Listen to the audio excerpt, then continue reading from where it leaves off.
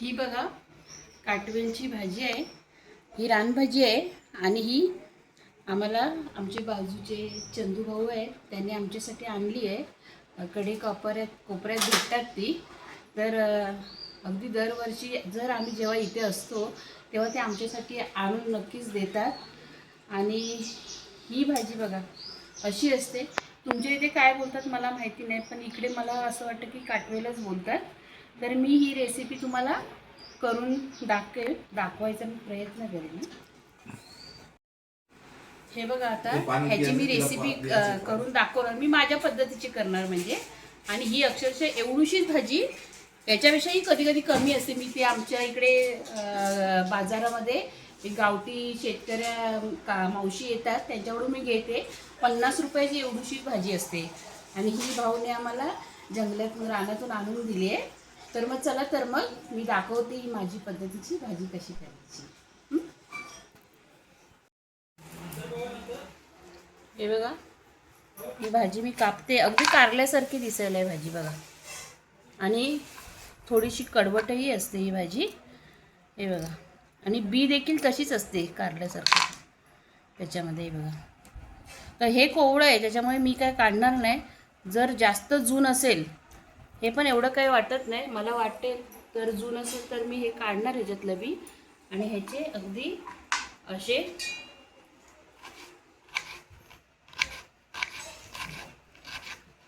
हे असे बारीक बारीक मी तुकडे करणार आहे.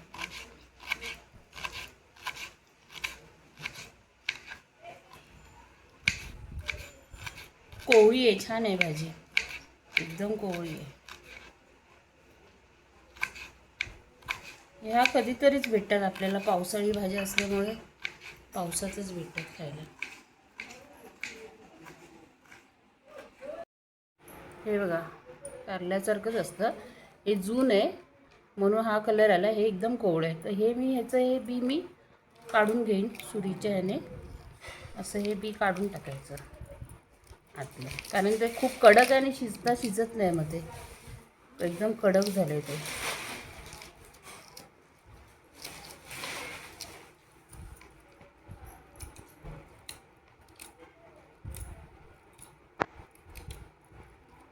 हे बघा असं.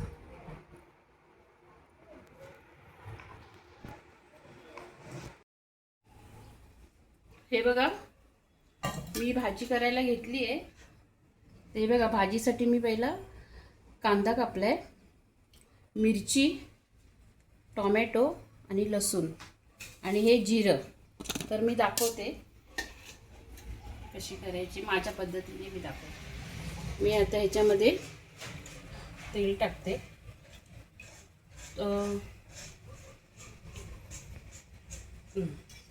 3-3.5 चमचे मी तेल टाकले पळी, कारण रानभाज्यांना कसं तेल थोडं जास्त लागतं.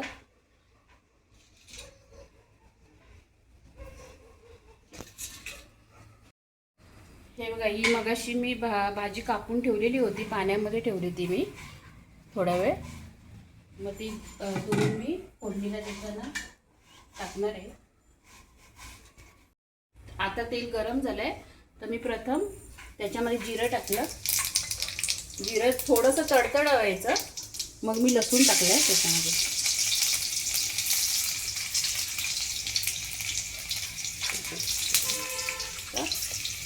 कांदा,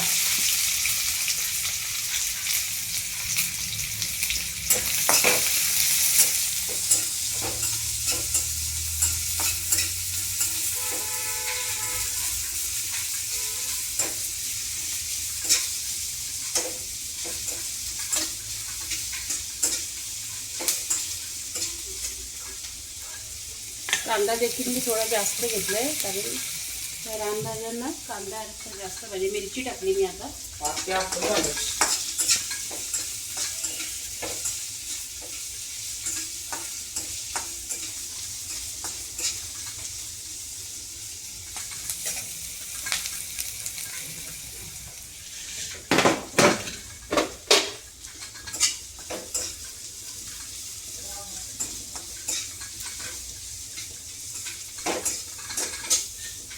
आता ह्याच्यामध्ये मी टोमॅटो टाकते.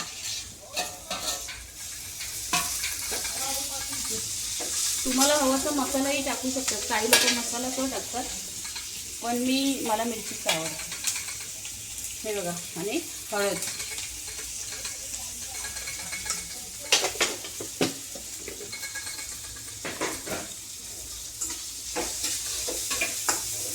कांदा टोमॅटो शिजत आला थोडा की मग ही भाजी टाकायची.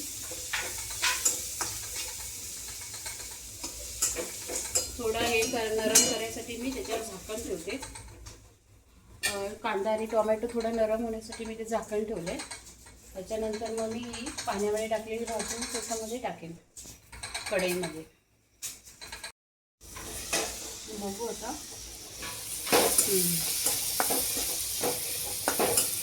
टोमॅटो नरम पडलं आहे, आता नरम झाला आहे.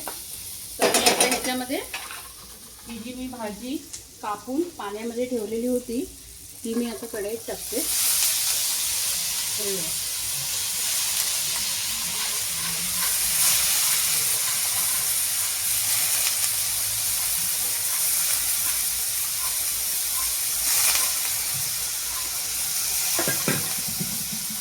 आणि त्याच्यामध्ये मी चवीनुसार मीठ घालते. चवीनुसार आपलं मीठ घालायचे.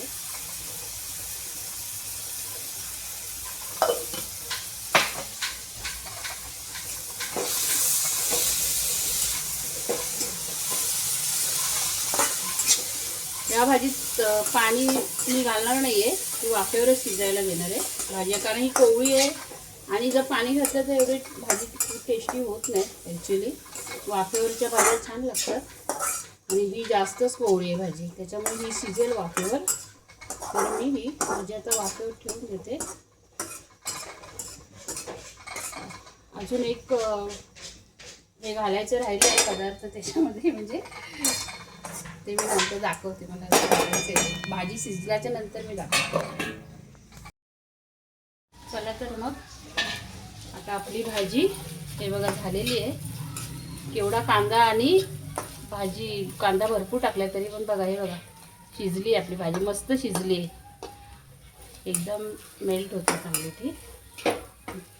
तर मग आता हा पदार्थ मी बोललेली तर मला टाकायचा होता भाजीमध्ये, कारण माझ्या प्रत्येक भाजीमध्ये खोबरं असतं. मला खोबऱ्याशिवाय भाजी जमत नाही. हाच पदार्थ एक राहिलेला शेवटी टाकायचा. अशी भाजी सुकत आली मग तो वरून हे टाकायचं असतं. तर मग बघा, आणि ह्याच्यासोबत भाकरी छान लागते. तर आम्ही भाकरी करणार आहे आता. हे बघा भाजी तयार झाली. काटवेलाची भाजी रेडी आहे. तर माझी ही रेसिपी तयार झाली आहे, काटवेलाची भाजी. तर ही रेसिपी खरंच तुम्हाला आवडली असेल तर मला कमेंटमध्ये सांगा तुम्ही. आणि आमच्या या भाजीच्या काटवेलीच्या रेसिपीला तुम्ही सबस्क्राईब करा, कमेंट करा, शेअर करा. चला.